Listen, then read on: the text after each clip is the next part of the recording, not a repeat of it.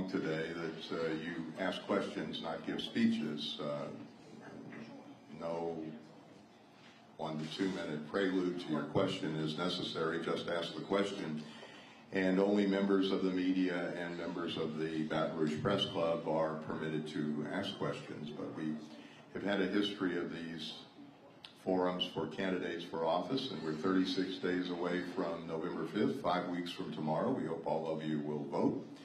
And this one is for the Public Service Commission, and for those unfamiliar, the PSC is a position that actually covers more ground than does a congressional seat in Louisiana. We have 6 members of Congress of the U.S. House, and we only have 5 Public Service Commissioners. And this one is to fill the seat being vacated by Craig Green, and we have 3 candidates who have graciously accepted our invitation to appear. Julie Quinn, a Republican lawyer and former state senator from Metairie, who now resides in Baton Rouge. Julie. Also, Nick Laborde, a Democrat and newcomer to politics from Baton Rouge, who's a human resources consultant. And Jean-Paul Coussan, a Republican freshman state senator from Lafayette, who is in the real estate business. Each candidate will be allowed to give a 2-minute opening address. Bill Bryan is our timekeeper, so he'll show you how close you are to the finish line. And then we will go to questions, and each candidate will be permitted 1 minute to answer questions. So if we're doing this alphabetically, we've got Laborde, Quinn, and Coussan. So Jean-Paul, I guess you're first. And last time I checked, LMNOPQ. So Nick will be second, and Julie will be third. Sir. Thank you. Thank you, Jim, and thank you all for being here today, and thanks for the invitation. Most important thing first, my name is Jean-Paul Coussan. I'm proud of my Cajun heritage, and I can cook a roux. In traveling across this district, 13 parishes for Public Service Commission District Number 2, I've learned that Louisianians share many of the same values. From Lafayette to Livingston, Livingston to Lafourche, West and East Baton Rouge, and everywhere in between, Louisianians want safe communities, they want jobs and opportunity, and they want affordable energy. Inflation that we're suffering in the United States right now can be accounted for 40% of inflation accounts for inflation right now. 40% of energy prices account for our inflation right now. When you talk about the Public Service Commission, my main priorities are to fight for lower energy costs, to ensure that utility companies are accountable after storms, and that we get people back up and running as quickly and affordably as possible. And third, to ensure that we have state and federal partners working to harden our grid in the technology sector so that we can't be hacked by the Russians and the Chinese, which is real, and it's affecting each one of us every day, to the extent that if we have to bear the risk as ratepayers rather than the government, then it could hurt each one of our utility bills. With that, I'll turn it over to my colleagues, and I appreciate all of you being here again today.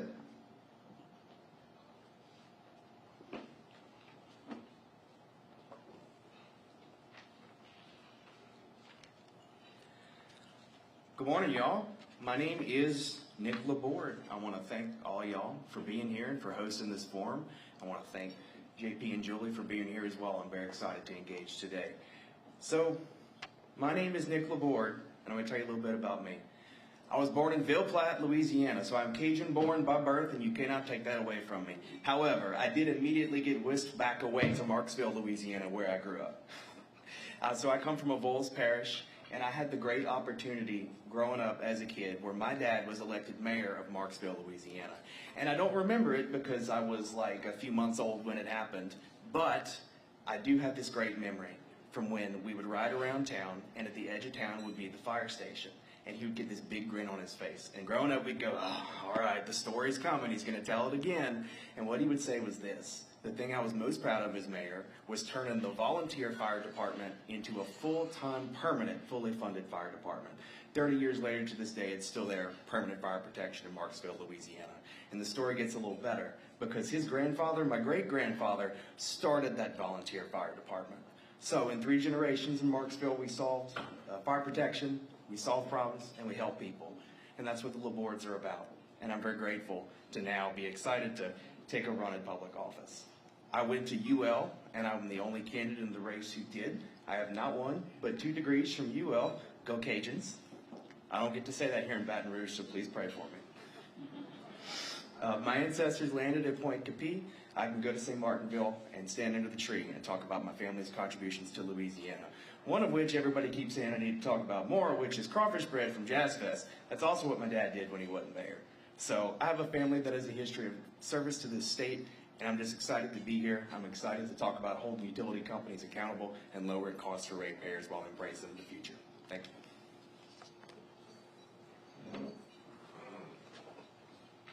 Thank you. Apparently, I am the only non-Cajun candidate in this race. I did not know that. But I do live in Louisiana. I've lived here since I was 6 years old. I reside in Baton Rouge. And I'm going to briefly tell you, for those who are not terribly familiar with the PSC, what it does, because it is much more important than people realize. It is one of the most little-known elected positions, and people really don't have a good idea what it does. There are 5 public service commissioners. There are 2 Democrats and there are 2 Republicans, and this is the seat that is vacant.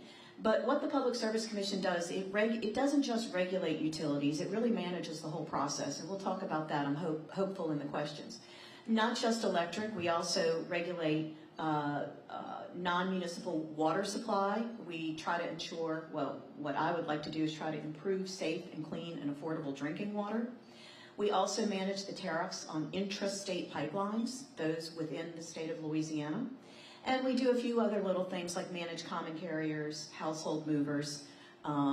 We have 1 minute. So briefly about my background, I served 2 terms on the Jefferson Parish School Board, 2 terms in the Louisiana State Senate, where I was, I brought this because I don't remember, I was honored to receive so many Senator of the Year awards in the Senate.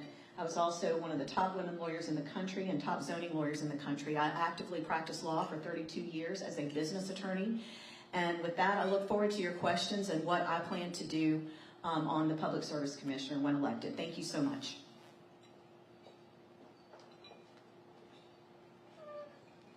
Thank you. And are there any questions, or would you prefer that I start the process? I'll start by, well, okay. Bill Huey, go ahead. And I'll repeat your question, but please say it loudly enough so we can hear you. Any of you candidates favor opening up the energy market the way it's done in Texas, competition instead of monopoly? All right. Bill Huey asked if you're in favor of opening the energy markets to thwart what he says is a monopoly and spur competition. And since we went in one order from the start, let's go in reverse order now. So Julie, you're first. So what you're asking is the concept of deregulation, which is a very deep and long question.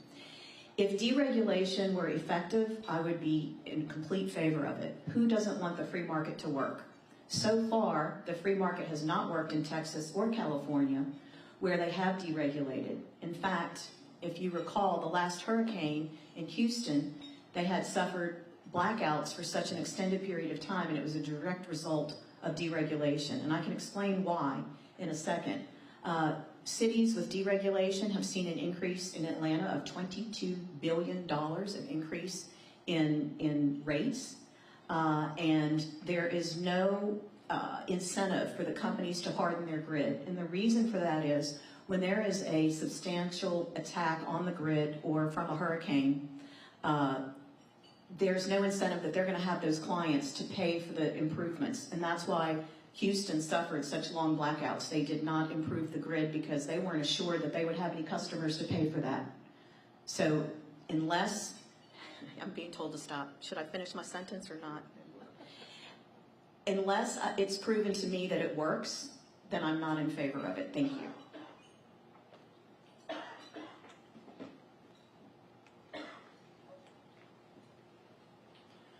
Well, y'all really gave us the best question about diving into utility policy up front, right? Like it's downhill from here.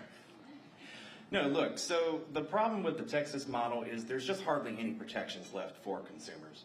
I think there is an opportunity to move away from the strict monopolies that we have here in Louisiana. However, the caveat is we would need strong consumer protections, because something that I learned is Texas undid their consumer protection board. So I'm in favor of making things a little easier for other folks to get involved in our energy market, really open up the opportunity for more resiliency in our grid from a lot of the behind the scenes stuff that we've all been engaged about the retiring of legacy energy sources and potentially replacing them with clean power to try to lower prices for our grid and for a lot of those customers as well. So with caveats, it could work, but not a pure Texas model. We would need strong consumer protection to be paired with that for it to be effective. Thank you.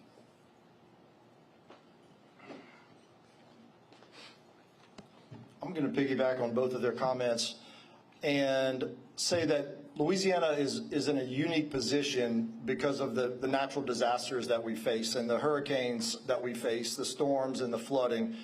And the Texas model clearly did not work in the face of what seemed to be a very small storm.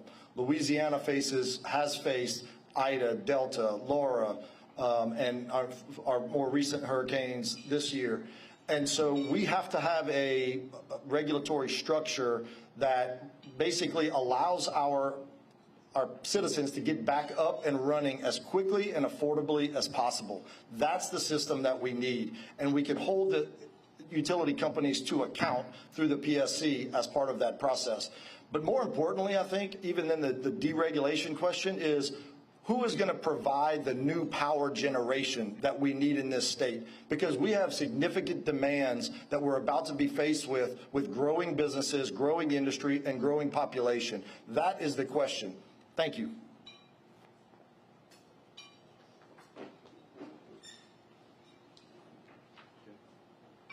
Shannon? So down that vein, with trying to encourage companies to harden their grids, maybe bury power lines, it's very expensive. So how do you encourage them to do that so we're not without power for weeks or months after a storm without it translating to our bills? Okay. Why don't we start with, we'll make it easy, we'll start with Nick and go this way. I'll be able to keep track, so please do. Well, there's very good news about that. Whoever wins this seat determines the direction that the PSC goes. This is the swing seat on the commission. And I remember seeing something saying that energy got around $74 million. Y'all are the press, so I hope someone will check that for me. But it was 70-something million to bury power lines. And they decided not to do it because they said it was too expensive, while they're bringing in $1 billion a quarter. It takes about $1 million a mile of buried power lines. And my thought is, well, if you got $74 million to bury power lines, you better be burying 74 miles of power lines. So I think the direction of this commission is going to be decided by who wins this seat, and we can hold those companies accountable by making them spend on these things. Yes, it is very expensive to bury power lines, but the alternative is everything just goes down quicker in these worsening storms.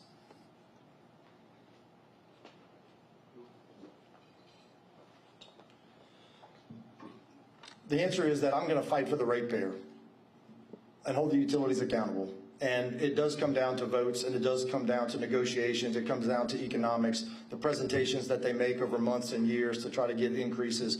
And we are going to fight for the ratepayer to keep the costs lower. We also, are looking at the bigger energy market and where does that energy come from? And the cheapest, most affordable, most abundant energy that we currently have in Louisiana is the natural gas market. And so besides just the cost of the hardening of the grid, how do we reduce the overall costs both to the utility companies and to the consumer. And I believe that's going to be a big part of that, the overall scheme of trying to lower our costs, where that power is generated and where the seed stock comes from. We also have to look at the other power generation sources that we have here, nuclear, we have solar, and we have to look at those markets as well. So I don't think we're just going to fight for the ratepayer on those increases. It has to be an overall fighting for the ratepayer on all of the ways that they can reduce their costs. Thank you. Thank you, and that's a really great question. First of all, the federal law mandates that their grid improvements are passed on to the consumer. So what your Public Service Commissioner is really responsible for, it's called a rate case. So when an electric company wants to come in and they want to do improvements, they may submit a $25 billion plan. And they're excited because they get to make money on that. They get to make up to 9.some%, 8, I think it is, 9.8%. What the Public Service Commission does is, first, the staff goes through it line by line and makes a recommendation to the administrative law judge. Then it comes to the commission. Now, if you're a good public service commissioner, you get involved in the forefront and you say, no, I don't think you need, we want all the grid improvements, but you don't need these extras in order so that we don't pass through all 40 billion that's asked for. Maybe we pass through half. The other function is we can encourage the sale of excess energy through the MISO network, and those credits get passed on to the consumer. So if we could just sell more electricity, which we can, which I will encourage, then the consumer realizes those savings.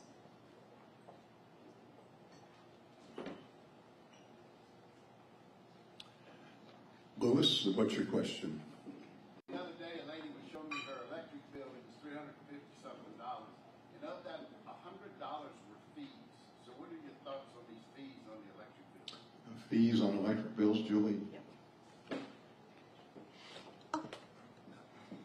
No one likes fees on whether it's your Cox bill, your cell phone bill, etc.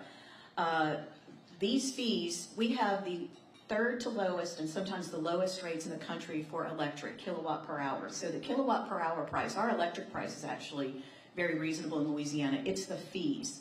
And those are a result of the hardening of the grid. It's really hard to do a whole lot about that because unless we harden the grid, we're going to continue to suffer outages, which interrupts business, which interrupts life.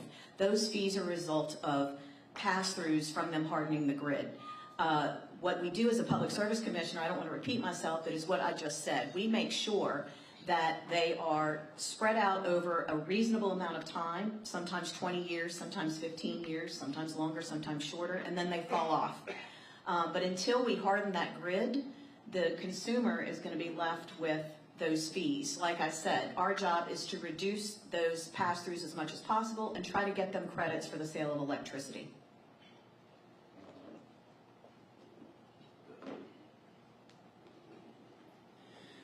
So one thing I would love to do as commissioner is creating a required sheet on the bill that explains what all your fees are, right? Like, so they have like a little list saying, oh, hurricane so-and-so recovery fee, but they don't tell you how long you're paying it for, what all it's going to be, what it's going to go towards. I'd love to see more explanation to the consumer for those fees. We need to try to stop tacking on those fees as much as we can because, folks, I heard a stat that really breaks my heart and it really makes me tear up when I think about it. And this is from 2019, before COVID, before inflation.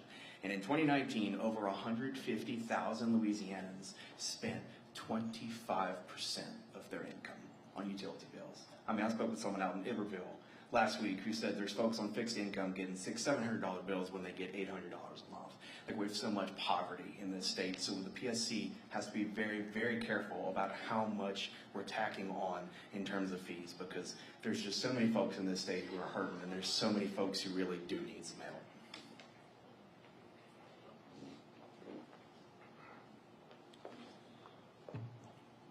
One of the fees that's about to fall off the bill is the Hurricane Katrina surcharge, because these fees are basically from bond sales that they do to fund the capital that they need to harden the grid. So we're going to have one fall off here soon. We can look at refinancing outstanding debt if the interest rate market improves. That's one of the ways that we can get these debts to mature quicker and get the fees off of our bills. Another way is to give some more flexibility to the co-ops, because the co-ops are operating as a not-for-profit, whereas the IOUs, the private entities have a profit that is built into the regulatory structure for them. The co-ops, if they could maintain a little bit more money in their accounts, that they can invest in hardening of the grid, so we wouldn't have as big of an issue when all these storms hit and they have to borrow money from either the federal government or get grants from the federal government, or if the IOUs have to sell the bonds. So that is part of it. So we have to look at all options on the table to reduce and eliminate the fees.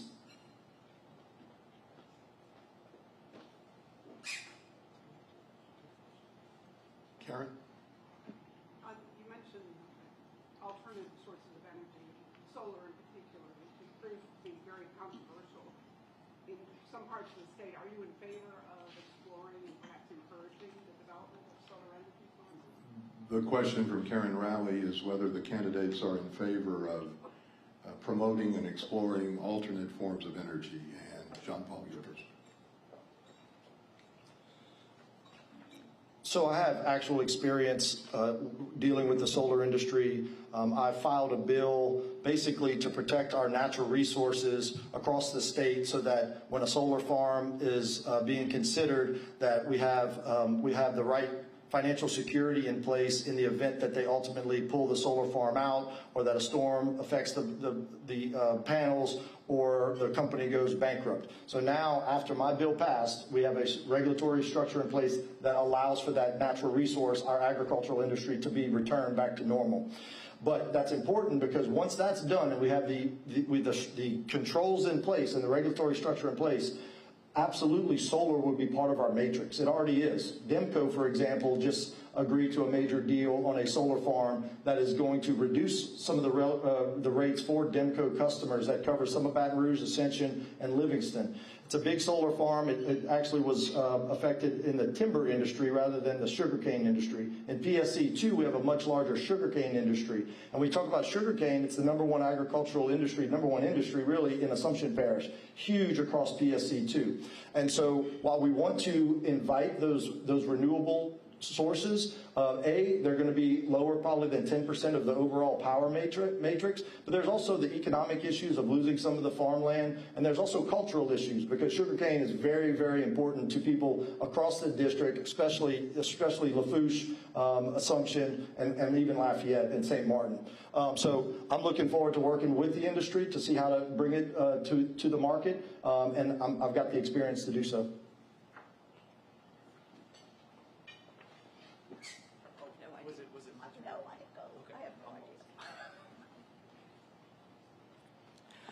I am in favor of solar energy, I'm in favor of wind energy, I'm in favor of this clean, renewable energy, which can give us our energy independence by not being reliant on these old legacy fossil fuel sources, which are very important to Louisiana's economy. But this is another way we can create a new part of our economy and continue to be an energy leader. And in particular, I want to bring back one-to-one net metering. Can I get a show of hands? Who knows what that is?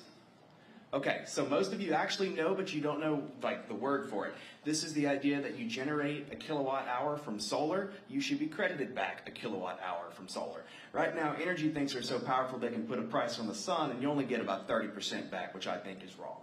So we need to invest in rooftop solar, not farms. What JP said about farmland is true. We don't need to take up farmlands with solar farms. I'm in favor of rooftop solar, which can also have a great extra use case of hardening roofs and rooftops in the event of worsening storms that we're getting. So I'm in favor of clean renewable energy and doing things like community lighthouses like they do in New Orleans. Thank you.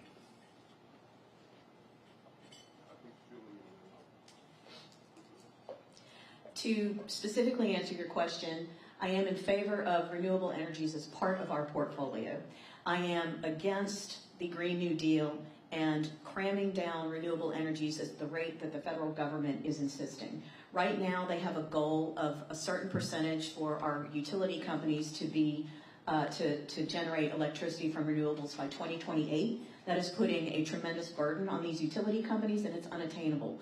I also have a serious problem with tax credits, and that's a fancy word for your money. That's your and my money being used for these types of deals. If a business deal is viable, let it stand on its own 2 feet.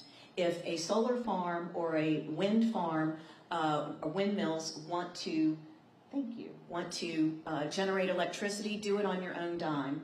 But it absolutely does have to be part of our makeup. We just can't depend on it.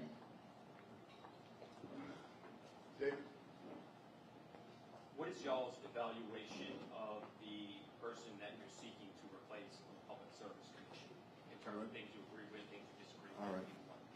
All right. The question is, what is their evaluation of what will be the predecessor for one of them, Craig Green? And, yes.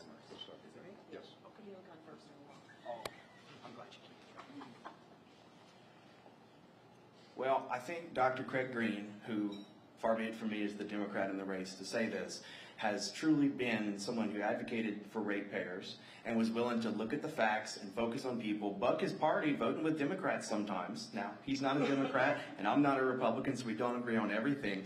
But I think that's kind of the joy of why this race is so interesting, because for the better part of nearly 40 years, this seat has been held by a commissioner who's been willing to look at the facts, to walk across the aisle, and to talk about how we can make things better for ratepayers, regardless of the letter next to the name of the people on the commission, right? Like, folks, let's never lose sight of this. This is the utility board. I talk with folks, and they say, well, okay, are you a Democrat or Republican? And, sometimes that lets you see if you are going to get taken seriously or not. But then I start saying, well, look, this is the utility board. Every one of us pays a light bill, and people light up because then they go, okay, I should pay attention. Go ahead. Dr. Craig Green is local to the greater Baton Rouge area. He's been a respected member of the PSC for 8 years. His wife went to Lafayette High, which is part of the reason that Lafayette really adopted him as part of this race. He worked his tail off down the bayou when he first got elected, which I was told by some of my colleagues down there when I was following that race. I didn't agree with some of his votes over the years, particularly some of the ones more recently, but I respect the man. I respect the service that he has given to the state of Louisiana, and I truly wish Dr. Craig Green all the best. His dad was a public servant. He had a calling to be a public servant. I have a calling to be a public servant, as do my colleagues here. I respect anyone who has served and anyone who is running. So with that, I just want to say that thank you to Dr. Craig Green for the service that he's given to the state of Louisiana. Thank you. Specifically to answer your question, I will echo first what my colleague Jean-Paul Coussan said. Dr. Craig Green is a very respected physician in this community and apparently has operated on just about everybody's arm, leg, shoulder. And so I know that if something happens to me in that manner, I will go see Dr. Craig Green. But the question was not whether he was a fine man or a fine doctor, it was, do I agree with his votes? And I cannot say that I do. I know he's well-intentioned. I think he supported more of the Green New Deal concepts than I was comfortable with. I think he supported endeavors that I did not think would, in his effort to be open-minded, I don't think that they were necessarily well thought through. I will be open-minded, but I will also have the time and effort, not being a full-time physician, time and effort to dedicate to investigating each and every issue to see if it is in fact good. Just because something new doesn't mean it's good. Just because something's been done this way doesn't mean it's good. You have to look at each and every issue. I'm being told to stop. Thank you.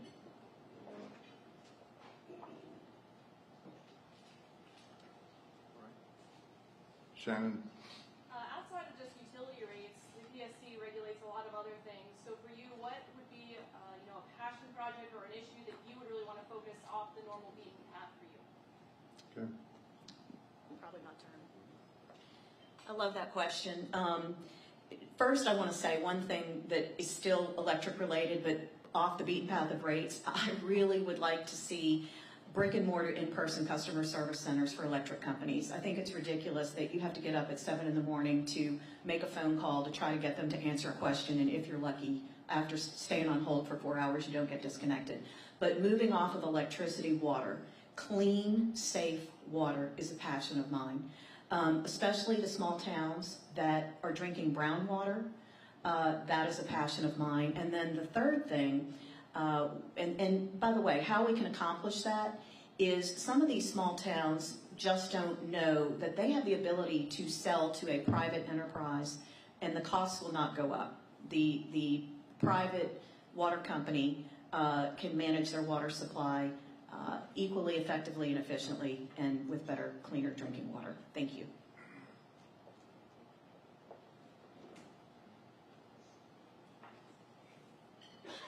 I love this question because for me, it's the cost of prison phone calls. This is an area that doesn't get as much attention because we're all talking about energy and the co-ops that we have, but the cost of a prison phone call is kind of ridiculous, folks. It's around like $3.50, $4 for about 15 minutes for incarcerated ones to talk with their loved ones, which can be so essential for them to get through their time and maybe come back to the workforce, come back to our world successfully. And that comes down to that connection with their loved ones. So reducing or eliminating entirely the cost of prison phone calls is something I'd be very passionate about. And as Julie said, the PSC does do things with water. Here in Baton Rouge, you got a bed of fresh water right below your feet, the Baton Rouge Southern Hills Aquifer, and we have to protect it. There's kind of some overlap with the PSC, some with the Groundwater Conservation Commission. I heard through the grapevine that the Baton Rouge Water Company is trying to bankrupt the commission, their commission, not this one. So there's a lot of interesting things going on with water, and that is very important.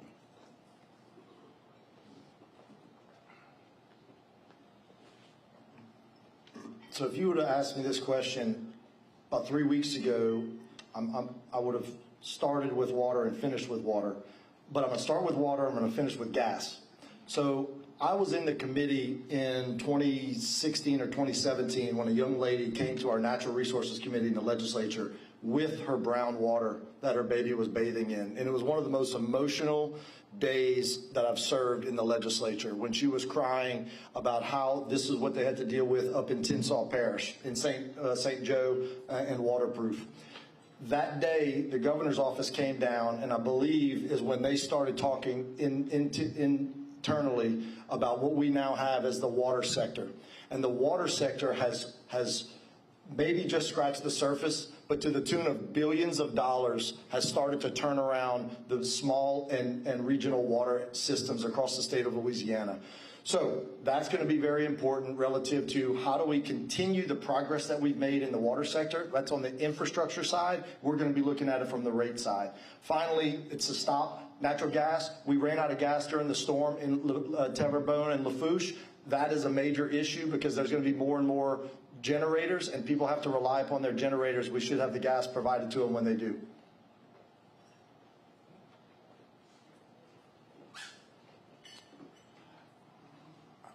I'll ask a question, and it's been traditional for most public service commissioners in our state to receive campaign contributions from the industries they regulate. There have been some who have not refrained from that, but most do. And the question for each of our candidates is, are you taking any money to campaign and to present your message from utility interest? And do you view that as a conflict of interest?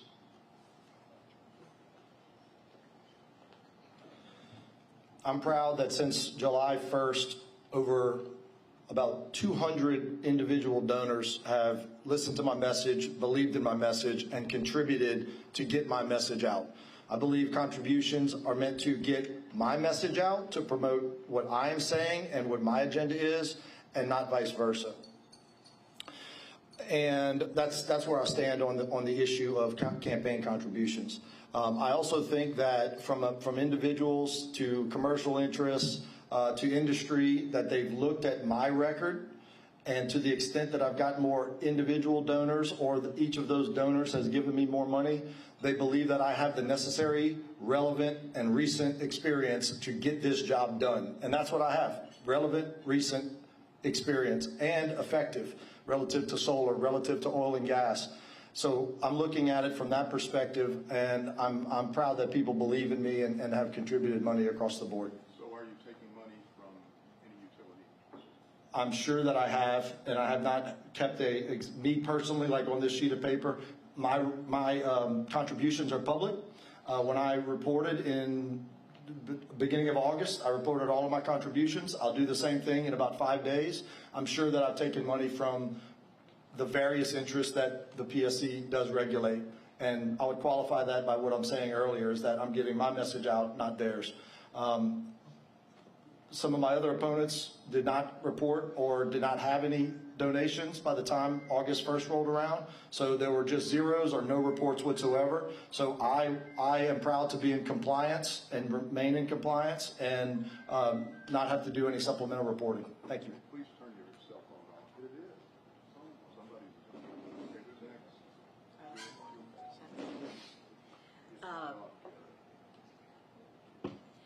So I too am in full compliance. I had nothing to report. It's interesting how people can skew statistics. You can say you have over 200 from individuals, but when you have thousands of donations, 200 is a minuscule percentage. I do not have a single donation from a lobbyist. 98%, as of today, 98% of my donations are from true individuals. I don't mean people who are lobbyists. I mean neighbors, friends, family. That's who my donations are from. My opponent, and I'm speaking of Jean-Paul Coussan, reported $477,000 in the bank. He started with close to $300 before he qualified. The majority of those contributions come from lobbyists and utility companies. If I am to have a chance in this race, I'm going to have to raise money from the same people that he did. If I have a chance to get my voice out. Otherwise, he will dominate the media. So to answer the question, starting, I think I took one donation 2 days ago, my first donation from a utility company, which will be reported on my next report. But 99, 98, 99% of my donations have come from true individuals. Thank you.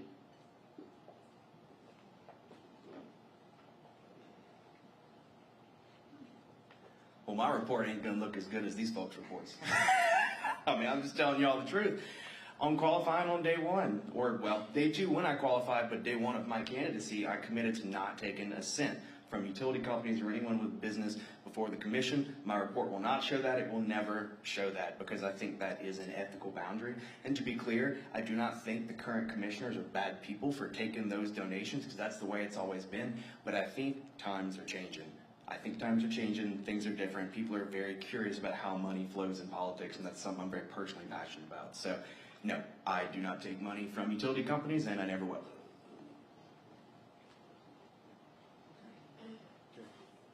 Brooke? I kind of want to piggyback on that question. Do you own stock in any of the utility companies that you could potentially regulate? And do you think other commissioners should have the ability to own stock in utilities they're regulating? I do not own stock in any utility company, number one. And number two, do I think any commissioner should have the ability to own stock? I think my position is if they were to own, say, stock in Entergy, then they should be forbidden. This is the law. This is the ethics rule anyway. You have to disclose your conflict of interest, and then you cannot vote on that issue. So that's the law as it is now. It is hard because if you're a public servant to tell someone what they can and cannot invest in, I do think it's a conflict of interest. I don't think someone, but the truth is, if you own one share of stock of Entergy, which is worth, I don't know what one stock Entergy is worth, but let's say it's worth $100 today. That's in reality not going to affect your vote or your position. However, you should absolutely not vote on the issue, and you're forbidden from public law. So I can tell you, not only do I not own any, but I will not own any or buy any once elected.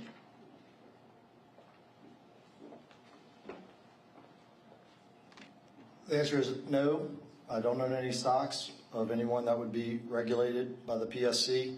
Also, in serving in the legislature in 9 years, I've never been questioned about a conflict of interest or filing any self-serving legislation. I'm proud to have that record and to have the integrity, and I think that's what is called upon us as public service commissioners and as legislators.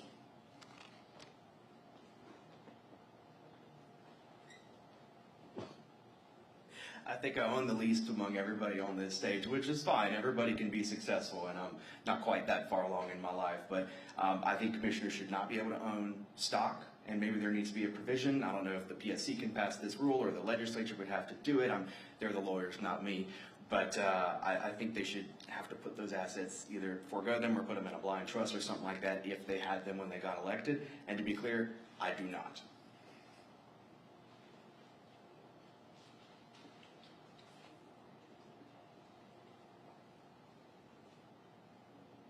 Gary? Legitimate question. If for some reason legislatures put more responsibility, there's industries out there that are not regulated by Public Service Commission. Number one, cell phone. Number two, Cox cable, not just Cox cable, all cable companies. They always say supply and demand or competition. What are your thoughts about taking on that responsibility, and do you think it ought to come under public service?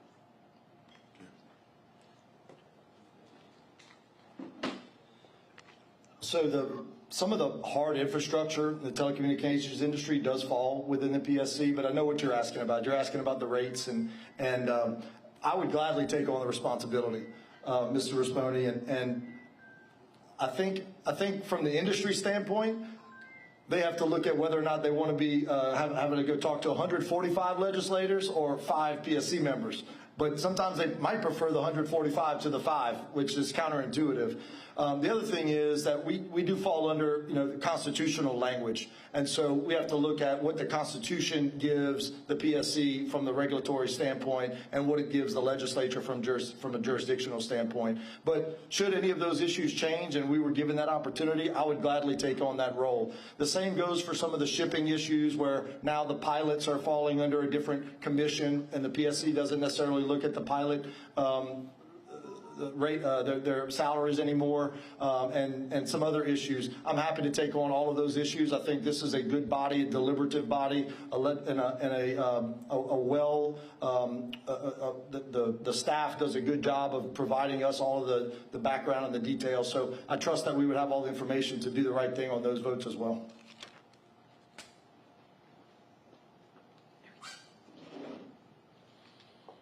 The answer is absolutely yes. I want the responsibility, absolutely. I have actually advocated prior to me even considering running for this position of the Public Service Commissioners. Why isn't cable regulated?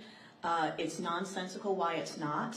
It is we regulate common carriers, and that is the transmission of anything, whether it's oil, whether it's household goods, whether it's data through lines. They don't want to be regulated by the PSC. It has come before the legislature and they have fought it every time. So I want it. I think consumers need it because there's really no oversight. When you say you're subject to the legislature, that is a very broad, it's not really regulation. So they need to be brought within so there's some accountability.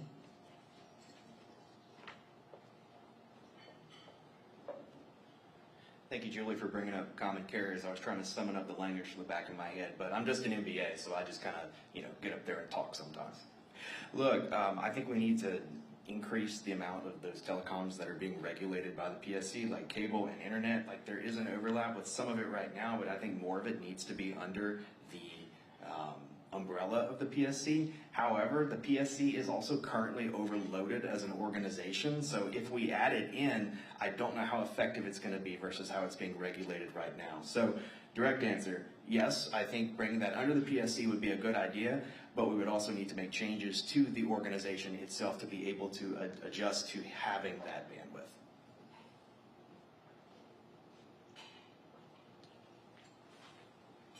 Getting close to the finish line, so if you have a question, be at the ready. But I'll ask the question: how do you, and each of you have alluded somewhat to your philosophy politically and how that has affected your point of view and your strategy. But how do you think the national election will affect the PSC and the environment and utilities? Your thoughts, and who's first? I've lost track. I think you're first, Julie. So what is the question? How's the national election going to affect your job, basically? Okay. So the national election, well, it's going to do two things. First of all, on a political side, I think the national election will help my candidacy as there is a strong woman on the ballot, and it's going to drive out women to vote, which tends to help other women candidates. That's number one. But as far as the agenda items, and the philosophy of the Public Service Commission, it could make it tougher or easier depending on where you stand on the Public Service Commission. Obviously, with a Democrat elected president, the Green New Deal and those agendas will continue to increase. They will be pressed forward as they are now, if not increase. And I think that leaves a big problem. Let's, for example, the solar question. And I was very clear that I support it part of our portfolio. But what is not well thought through is those solar panels are not recyclable. So part of the reason for solar is let's have recyclable, renewable, but this is just clogging up our landfills again, and they emit some toxic mess that I've been made aware of. So I think it's going to be a little difficult if a Democrat is elected from the perspective of the Green New Deal agenda.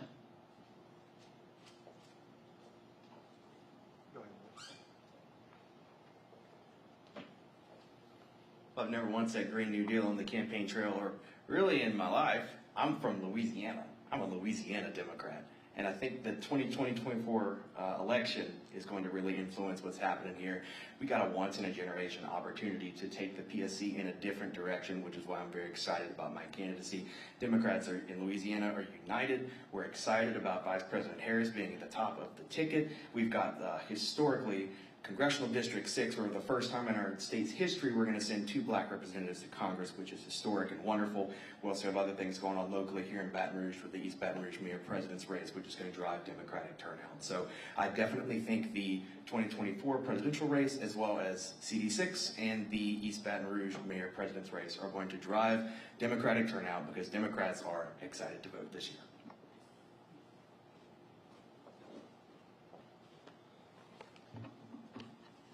Presidential election this year is a choice, and I believe that Donald Trump will be a lot more friendly to the oil and gas industry, which means more jobs, more opportunity for Louisiana. And what does that do? It affects our energy prices, nationally, affects our energy prices here in the state of Louisiana. So we do have to defeat the Green New Deal, because the Green New Deal is driving up energy prices and it's driving out oil and gas jobs. We are going to look at a future where we have renewables as part of our matrix. But in the meantime, for the rest of our lives, we have the most abundant supply of natural gas besides Texas and Oklahoma in the state of Louisiana, with our domestic workers bringing it out of the ground cheaply and safely. So that's the main thing. The other thing is whether or not the federal government, and I believe this administration has been a little heavy-handed on what the unfunded mandates are on our grid. So we have to look at whether or not this administration will have the same policies if the Harris administration would look at it the same way. We need less federal overreach into our energy markets, into our grid, and more opportunity for us to make decisions in the ground in the state of Louisiana for the PSC. So it does have a major impact.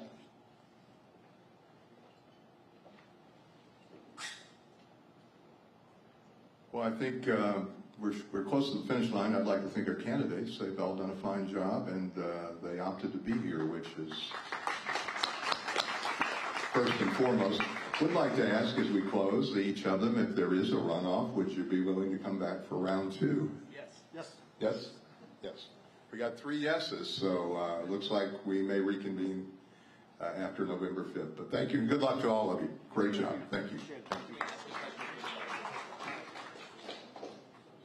We could do that, but I don't know how I could be fair with 3 candidates because. But are you want to do that, Bill?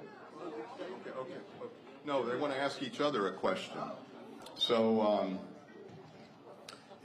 We've got 2 Republicans and 1 Democrat. This makes it really difficult.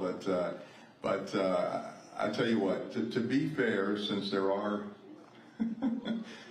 2 Republicans, this is going to be interesting. So why don't we have the 2 Republicans ask each other a question, which will be 1 answer each, and then one of them. We'll go alphabetically, so who comes, Jean-Paul will ask you a question. So that's the way we'll do it. So but keep your answers to 1 minute. So Julie, would you ask Jean-Paul a question? Sure. My question to my opponent would be, that in July, he was sworn into the state Senate, and I'm sorry, in January, he was sworn into the state Senate, and in July qualified for this position, and has represented in different Republican Executive Committee endorsement meetings that the reason for that was the Senate job was too time-consuming and too much of a burden on his professional and personal life. And I'm asking him how he thinks the voters will respond to that position and how he thinks the voters will like knowing that he wants this job because it will be an easier task than the Senate. That is my question.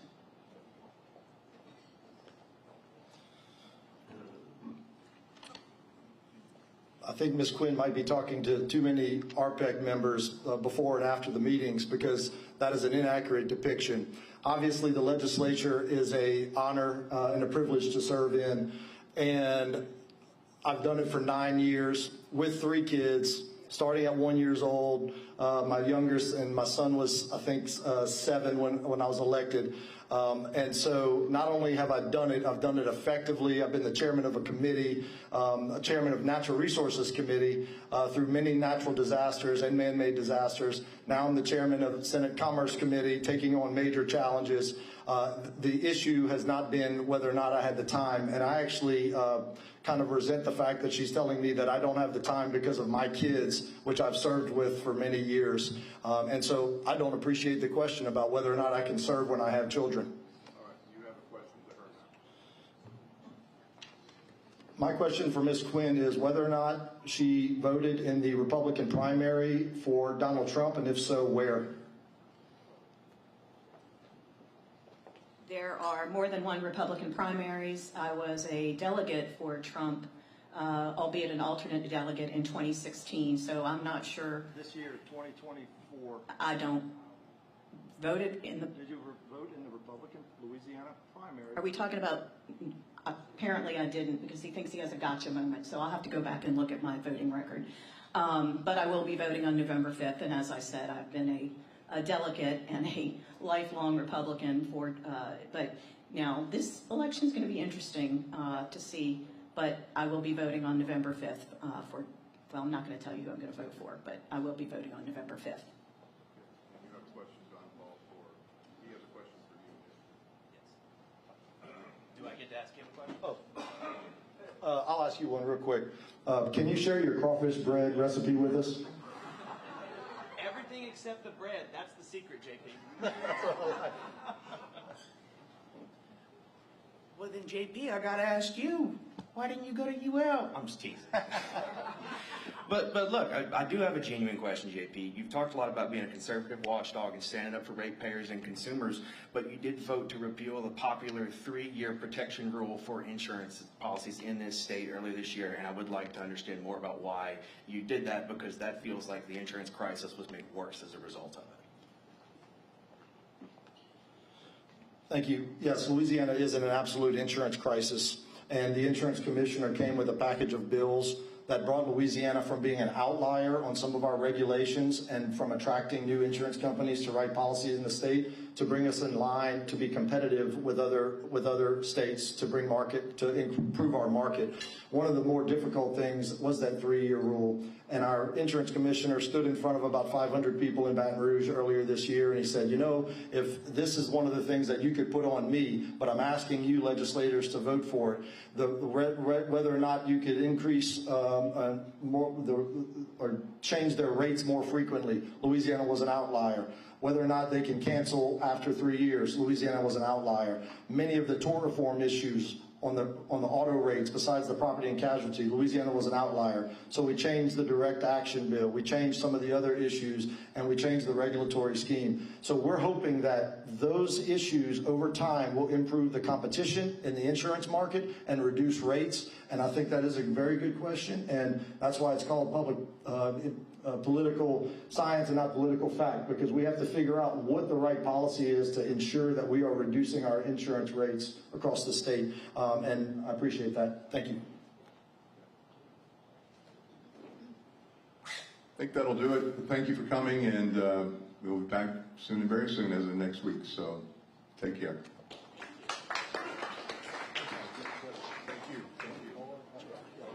You did a good job.